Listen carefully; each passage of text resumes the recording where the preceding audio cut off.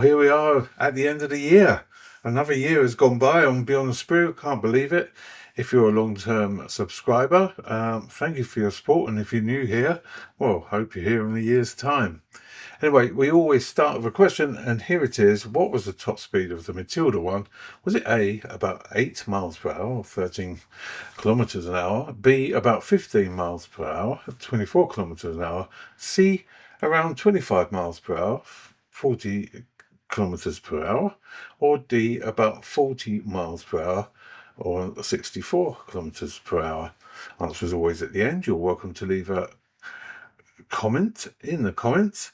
On that note, in order to do that now, you need to be a subscriber just to cut down the amount of trolls that I've been getting of recent times. With the increased views comes increased trolling, so I've knocked it to subscribers only. It does mean you can comment, but only if you're a subscriber.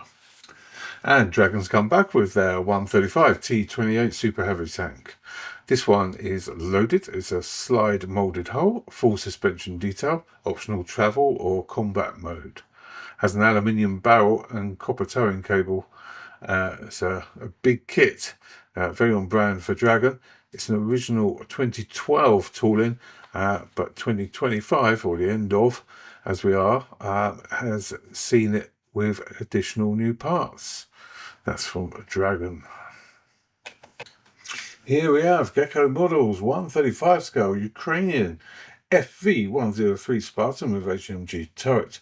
A modern battlefield fit, excellent surface detail, plenty of stowage and fittings, definitely one for builders. Enjoy weathering and current era armour, and tons of PE. Absolutely fantastic. That's looking awesome. AFV Club finally does the 135 AN/TWQ1 Avenger, the Humvee-based short-ranged air defence kit with Stinger missiles and HMG. It's a fresh tooling likely for next year, 2026, and online chatter suggests it will outclass older Avenger kits in detail. A perfect project if you like current era armour. That's from AFV. And MiniArt have announced a brand new 135 ACVP amphibious combat vehicle for the US Marine Corps, and this is a serious modern armour release. It's a fresh 2025 tooling with clear parts, photo etch, rubber tyres, and a precision CNC metal part for the Crow's remote weapons station. The trim vane, rear ramp, doors, and hatches can all be built open or closed, and the side cooling module even includes internal fan and ducting detail. 4 marking options are included, and with the full amphibious configuration shown, this one's clearly aimed at experienced modern era builders. Meng Models. And MiniArt have announced a 135 German command bus, the GAZ 05193. And this is a classic MiniArt territory, it really is. Full interior detail with desks, radios and crew figures, plus photo etch and a comprehensive decal sheet. 3 marking options are included, and they're covering early to mid-war German service. With the open doors and interior fully visible, it's clearly aimed at diorama builders and detail-focused modelers rather than just a quick build. From MiniArt. MiniArt have released a special edition of their 135 US tow truck, the G506, based on their 2021 tooling. Now includes new equipment set with workshop gear, fuel cans, toolboxes and accessories, and 4 marking options are provided. Gives you a lot of flexibility for a diorama, and not a new toolkit release, but a pretty smart reissue if you missed the original one, I guess. And from Gecko Models comes the British infantry tank, Mark 1, the A11 Type 1 Matilda 1. Designed for infantry support, this was Britain's first true infantry tank, trading speed for armour, and there's plenty of it. Armed with just a single Vickers machine gun, the Matilda 1 relied on protection rather than firepower, proving surprisingly resilient during the Battle of France in 1940. This 1/35 scale kit features refined surface detail, photo etched engine grills, a full suspension, and multiple early war marking options, as well as a driver figure. It makes it a really good subject if you're doing a Battle of France or any British Army diorama, or just want a Matilda Mark 1. Lovely. And here we have a Schierer Gesustusberger and Abschleppfahrzeug, which is based on the Mercedes-Benz Actros 41518K from MAD model Beau in 1/35 scale. It's a heavily armoured Bundeswehr recovery and towing vehicle featuring a full 8x8 drivetrain, detailed undercarriage and complex rear recovery gear. And coming in February 2026, this is the JS2 model 1944 heavy tank. It's coming in 1/35 scale from Rifle Models. This late war Soviet heavy tank features a distinctive pike nose hull and a powerful 122mm gun, making it one of the most iconic breakthrough tanks of the Second World War. And Rifle's new tooling promises a sharp surface detail and a great build for a high-end kit. And FC Model Trend have announced 4 new 1/16 scale 3D printed figures. These include Winston Churchill's, Jean du Latru du Tassini, Charles de Gaulle, and a Royal Ambulance driver who looks remarkably like Princess Elizabeth. All feature crisp uniforms and natural poses, ideal if you like your 1/16 scale figures. And Arto have been busy producing some 1/35 scale new figures of some German and Soviet tank crews. All feature crisp figures and look rather good. And Evolution Miniatures are expanding their Eastern Front range with a strong set of 1/35 scale figures. Panzer Grenadiers of the Leibstandarte Kharkov in 1943. Spread across 5 separate sets with winter gear and relaxed and natural poses. Alongside them are some Soviet tank crews from 1941 to 1943, including turret figures and a civilian boy. And these are high-end resin figures full of character and ideal for dressing your dioramas. In this lively scene, we can see the men are making the most of a short break, eating their rations, talking, smoking, and sharing some experiences, no doubt. A simple human moment that adds realism and character to any 1940s French campaign diorama. The scene includes 5 figures with accessories available individually or as a set, with 1/35, 1/72, and 1/48 scales, all coming soon from Dynamo Models. And this is HMS Rodney, as she appeared in 1941, offered here as a 1/350th scale kit from 3D Wild, who are an American-based company. The kit is produced in high-resolution 3D resin, supplemented with photo-etched brass, allowing for extremely fine detail across the deck, fittings, railings, and superstructure. Rodney is best known for her decisive role in the destruction of the Bismarck, where her 16-inch guns were brought to bear at close range. Both full hull and waterline versions are available, making this an impressive centerpiece for serious naval modelers. And from Verify, this is USS Atlanta light cruiser Atlanta class in 1/350 scale. Designed as a specialist anti-aircraft ship, Atlanta saw intense action at Guadalcanal in 1942, where she was badly damaged during the night fighting. Too damaged to save, she was then scuttled by her own crew, making this a powerful and historic, significant tribute and subject for ship modelers. And MiniArt are releasing a brand new 148 Focke-Wulf FW190D9 mine tool production flown by Jaude Schwader 301 or Fighter Wing 301. This is their basic kit using their modern tooling. Gives really fine surface detail, restrained rivets, and cleanly engineered parts. The test shots show some sharp moulding, don't they? And on the wings, fuselage, and control surfaces, this is a great, fantastic, no-nonsense door straight out of the box. You can guarantee pretty much that there'll be an expert kit coming along from MiniArt and many other options.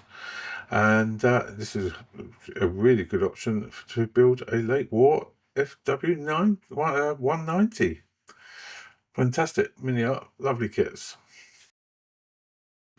And recently, Luke Graf have been showing us the box art for the Grumman Goose G21 and the US Navy version of the Grumman Goose as well. And now they have released some images to tempt us of the interior detail, and boy, isn't it looking fantastic. So some cracking detail on their render images. We hope the real thing is as good, and if it is, then that's going to give a lot of modelers a lot of pleasure. That's from Luke Gruff. It's a 1/32 scale Grumman Goose, coming in two different variants, the Navy and civilian. And yeah, we look forward to it. Luke Gruff, give us more. And staying with Luke Gruff, they've released the box art for the Hawker Furies, coming in 6 schemes in 1/24, 1/32, and 1/48 scales. And Fine Molds have released an additional decal set for their 2025 tooling for their F-104J, used by the Japanese Air Self-Defense Force, and the markings cover aircraft from both the 202nd and the 207th Tactical Fighter Squadrons, featuring air combat meet schemes from 1980 at Misawa Air Base and 1984 at Komatsu Air Base. And yeah, looking fantastic. Well done, Fine Molds. And another cracking release from Fine Molds.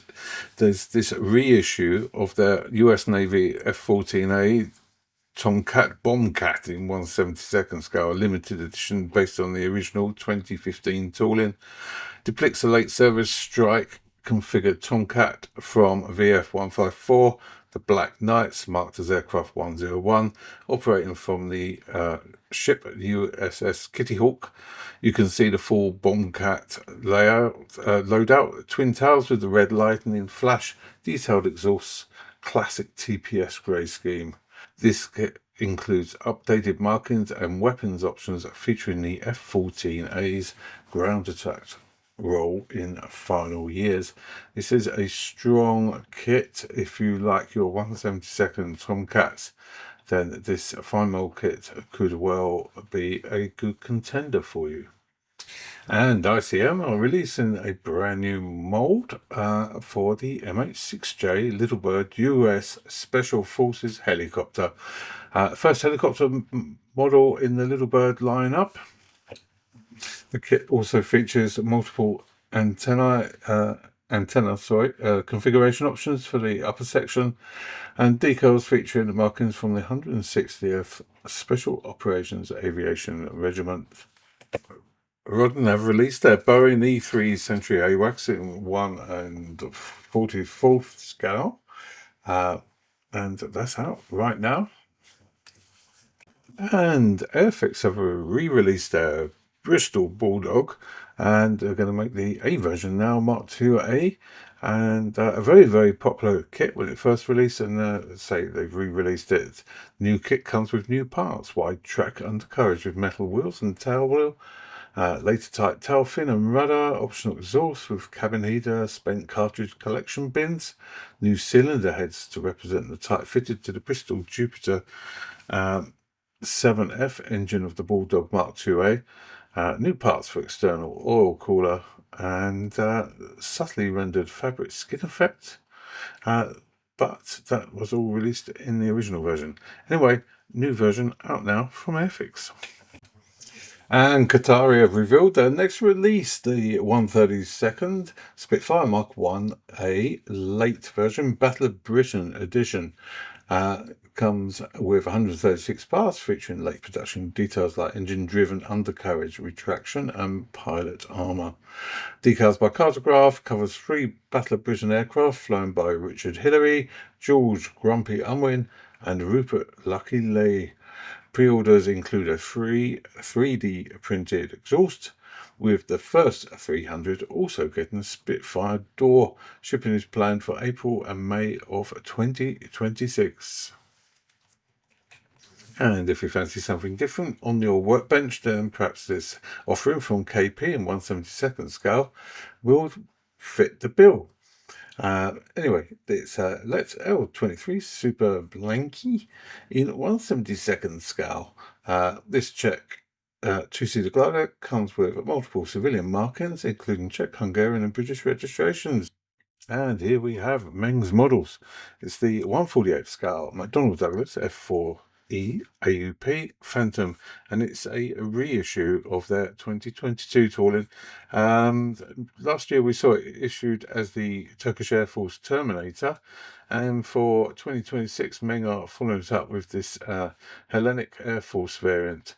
The AUP upgrade brings a modernised cockpit, updated avionics, and a wide selection of weapons, including the AIM-9, AIM-121, Mavericks, and the lightning targeting pod. The kit includes metal pitot tubes, photo etch masks, and 3 Greek marking options. Flaps and slats are posable with excellent internal detail, making this one of the most refined Phantom kits in 1/48 scale. Guys, we're coming up to the end of the video, and I just want to wish you all a very happy and prosperous new year.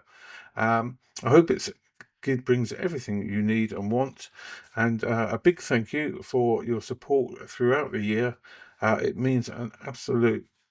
I can't tell you how choked and honoured I am and humbled at your comments and your support.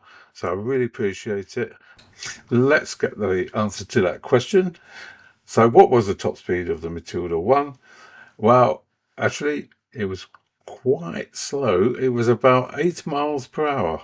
And yes, but it was a formidable force just the same. I will see you in the new year. Take care. Happy modelling. See you soon.